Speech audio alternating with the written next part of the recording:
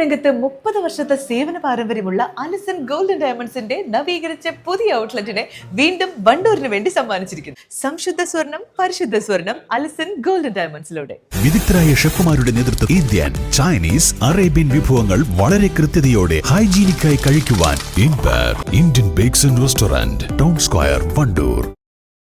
കാളികാവിലെ നരഭോജി കടുവയെ പിടികൂടുവാനുള്ള വനം വകുപ്പിന്റെ ദൌത്യം 10ാം ദിനത്തിൽ. പ്രദേശത്തെയാകെ ഭീതിയിലാഴ്ത്തിയ കടുവയെ ദിവസങ്ങൾ പിന്നിട്ടിട്ടും ദൌത്യസംഘത്തിന് പിടികൂടാനാകാത്തത് നാട്ടുകാർക്കിടയിൽ പ്രതിഷേധത്തിനിടയാക്കിയിട്ടുണ്ട്. പ്രദേശത്തെ ഭൂപ്രകൃതിയും പ്രതികൂല കാലാവസ്ഥയും കടുവയ്ക്കായുള്ള തെരച്ചിലിന്റെ വേഗത കുറയ്ക്കുന്നുണ്ട്. 3 കൂടുകളും 100ഓളം നിരീക്ഷണ ക്യാമറകളും മേഖലയിൽ സ്ഥാപിച്ചിട്ടുണ്ടെങ്കിലും കടുവയെ പിടികൂടാനായിട്ടില്ല. 2 ദിവസങ്ങളിൽ കടുവ നിരീക്ഷണ ക്യാമറകളിൽ പതിയുകയും ഒരു തവണ കടുവയെ നേരിൽ കാണുകയും ചെയ്തിരുന്നു. 10 ദിവസം മുൻപ് ടാപ്പിംഗ് തൊഴിലാളിയായ ഗഫൂർ അലിയെ കടുവ പിടികൂടി കൊലപ്പെടുത്തിയ അടയ്ക്കാക്കുണ്ട് പാറശ്ശേരി പ്രദേശത്തിനോട് ചേർന്നാണ് കടുവയെ കണ്ടിരുന്നത്. ഇത് കടുവയെ അധികം വൈകാതെ തന്നെ പിടികൂടാനാകുമെന്ന പ്രതീക്ഷ നൽകിയിരുന്നുവെങ്കിലും കഴിഞ്ഞ ദിവസത്തെ തെരച്ചിലിൽ കാര്യമായ പുരോഗതിയൊന്നും ഉണ്ടായില്ല. കടുവയെ നേരിൽ കണ്ട ഭാഗത്ത് ദൌത്യസംഘം വ്യാപക പരിശോധന നടത്തിയെങ്കിലും വിഫലമായി. ഇതിനിടെ ഓപ്പറേഷന് നേതൃത്വം നൽകുന്ന നിലമ്പൂർ സൌത്ത് ഡിഎഫ്ഒ ജി ധനിക്ലാലിന് വീണ് പരിക്കേറ്റതും ദൌത്യത്തെ ബാധിച്ചു. വയനാട്, നിലമ്പൂർ സൌത്ത്, നോർത്ത് ഡിവിഷനുകളിൽ നിന്നുള്ള വനം വന്യജീവി വകുപ്പിന്റെ റാപ്പിഡ് റെസ്പോൺസ് അംഗങ്ങൾ, ചീഫ് വെറ്ററിനറി സർജൻ അരുൺ സക്കറിയുടെ നേതൃത്വത്തിലുള്ള മയക്കുവെടി വിദഗ്ധർ, കോന്നി സുരേന്ദ്രൻ, കുഞ്ചു എന്നീ കുങ്കിയാനകൾ തുടങ്ങി വലിയൊരു സംഘമാണ് കടുവയെ പിടികൂടുവാനുള്ള ദൌത്യത്തിനായി കാളികാവ് അടയ്ക്കാക്കുണ്ട് കേന്ദ്രീകരിച്ച് ക്യാമ്പ് ചെയ്യുന്നത്. നിരീക്ഷണ ക്യാമറകൾ പരിശോധിച്ചും കടുവയെ കണ്ട സ്ഥലം മുതൽ കാൽപ്പാടുകൾ നിരീക്ഷിച്ചുമൊക്കെയാണ് ദൌത്യസംഘം തിരച്ചിൽ നടത്തുന്നത്. വെള്ളിയാഴ്ച നിരീക്ഷണ ക്യാമറകളിൽ ഒന്നും തന്നെ കടുവയുടെ ദൃശ്യങ്ങൾ പതിഞ്ഞിരുന്നില്ല.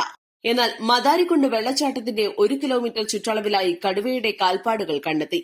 തുടർന്ന് പരിശോധിച്ചതിൽ കേരള എസ്റ്റേറ്റിന്റെ A1 ഡിവിഷൻ ഭാഗത്തേക്ക് നീങ്ങിയതായാണ് ദൌത്യസംഘം അനുമാനിക്കുന്നത്.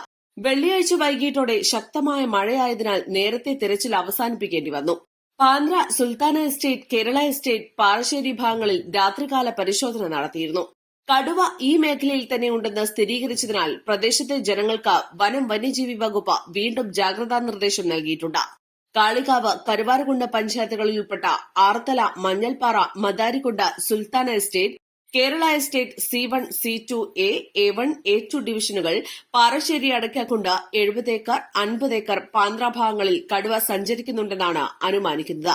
ഈ പ്രദേശങ്ങളിലെ ആളുകൾ പരമാവധി ജാഗ്രത പുലർത്തണമെന്നും രാവിലെയും വൈകുന്നേരങ്ങളിലും ഒറ്റയ്ക്കുള്ള സഞ്ചാരം പരമാവധി ഒഴിവാക്കണമെന്നും വനം വന്യജീവി വകുപ്പ് ഉദ്യോഗസ്ഥർ അഭ്യർത്ഥിച്ചു. East line, Kalikavu. CBSE സിലബസിൽ അധിഷ്ഠിതമായ പഠനരീതികൾ, വിദ്യാർത്ഥികളുടെ കഴിവുകൾ തിരിച്ചറിഞ്ഞ് pre-KG, LKG ക്ലാസ് മുതൽ 12 വരെ അവർക്ക് വേണ്ട എല്ലാ പരിശീലനങ്ങളും നൽകുന്നു.